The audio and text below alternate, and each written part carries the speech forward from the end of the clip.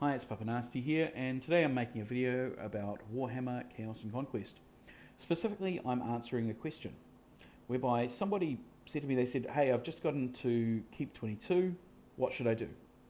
And so I said, there's three different paths that you could follow from here. The first path is, which is what I would recommend to most, is that you should push your buildings, right? So upgrade your buildings and just try and get to Keep 25. Then once you get to Keep 25, you can start training Chaos Knights of Nurgle or Chaos Knights of Khorne or Chosen.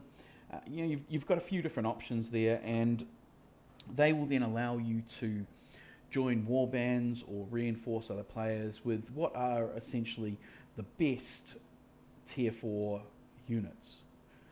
Now, so that's option number one. Option number two is to build a trap account, because at Keep 22 you still look pretty squishy and vulnerable as far as the Keep 30 is concerned, and so they might actually try and attack you solo. And for a good trap account, that is half of the battle, is simply tricking a Keep 30 into attacking you. When you've got a shroud on, or making them attack you without scouting or something like that. And so you can potentially still get K30s to attack you at Keep 22. You're not necessarily going to get warbanded each time. You still might, but so that's potentially an option. And I gave him a link to the last video that I made about building a trap account, because I think that a tier 3 trap account is particularly good at around that level. The third option, which I suggested to him, is that and this is a bit of a new option, which is to go nuts on Flesh Hounds and to sort of live in the moment, so to speak. And now this is something which it might work, it might not. We'll see. So what I suggested to him is that for starters, with Flesh Hounds, he can go with the gear. He'll want to get the gear that I'm wearing here. So we've got the Bloody Executioner's Hood, which this has Champion March melee attack. He'll want the Headsman Blazing Sword, which also has Champion March melee attack. The Relic of the Chosen, which has Champion March melee damage. Right, so all three of these benefit you regardless of, on solo marches, regardless of what's in your march. So these are good things to always have. Even if you're going with Siege or Slaanesh or whatever you want to go with, these will help you on solo marches. They're great items in general. This one, the helm comes from Beastmen Foes, the sword comes from Skulltaker. You can craft it using some materials you get from him. And the Chosen comes from Icons of Sigmar, along with regular items. So you need to do the city domination events for those. The other items is the Murderous Cuirass of Butchery, which gives march capacity. This comes from the Blood of the Reich armies event. This is another item that's good for any solo march because it increases your march capacity, which means more troops, which means you've got more things to kill them with.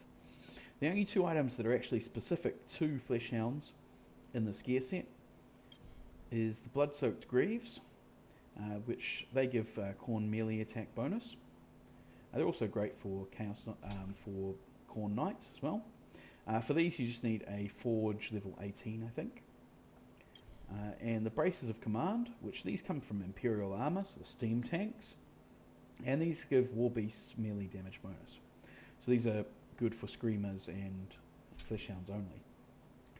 Now, so that's the gear that you want to have. You will also want to get Karanak, the Warlord. He isn't out yet. He's probably coming out this weekend.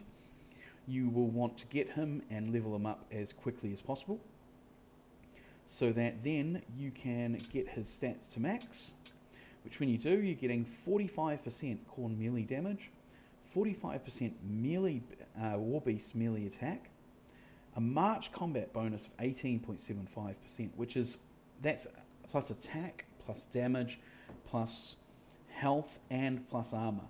You're getting all of those stats all rolled into the one 18.75. So 18.75 to each of those stats. It works out in total that your DPS is getting a total of about 127.5% bonus to it, which is huge.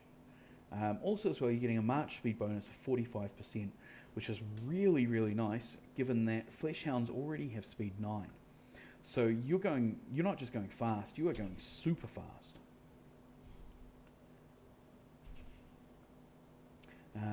Add to it as well that,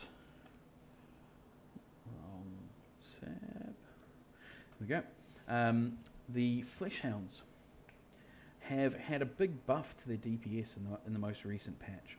They used to be hanging out down near Nurgle Knights somewhere, I think, and now though they've been buffed up so that now they're at the sort of top of the heap.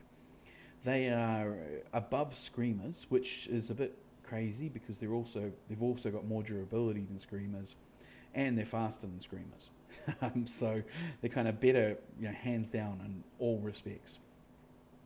Now, yeah, they're actually even not that far off from Skull Takers and Khorne Knights, which are two of the highest DPS units in a Skull Taker warband. So your Flesh Hounds will also actually be one of the higher DPS units that you can send to a Skull Taker warband as well.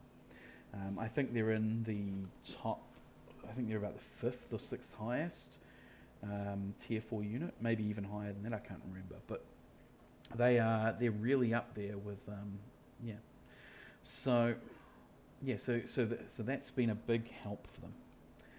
Rituals wise, what you'll need to get: battle rituals, you will want to get Cruel Lashes, Monstrous Blows. These are important.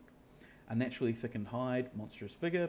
These are nice to have, but your damage output is the most important ones, rather than your durability. You're going to be trying to win in the first round when you attack things. Likewise, your demonic rituals. Berserker Rage is extremely important. Armor of Brass, a little bit important. That's just for your, for your armor.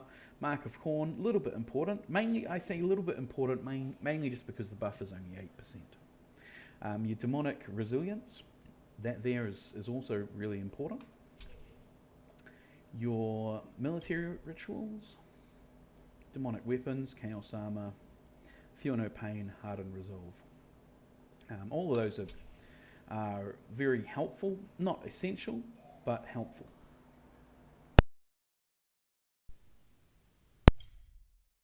Champion rituals. Now these ones that people often forget about. Aura of Chaos, you want to get this one. This here gives you attack, champion march attack bonus.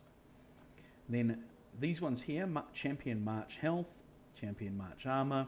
These two give champion march melee damage, champion march range damage. Okay, so you want to get these up as high as you can. The range one doesn't really matter because you are melee with Flesh Hounds. And these two here, your champion march health, champion march armor, these aren't too big a deal. The main reason for getting them is that they're a requirement for your chaotic frenzy. And of course they're definitely good to have.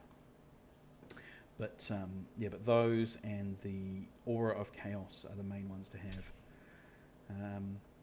Otherwise you just got to spec for battle.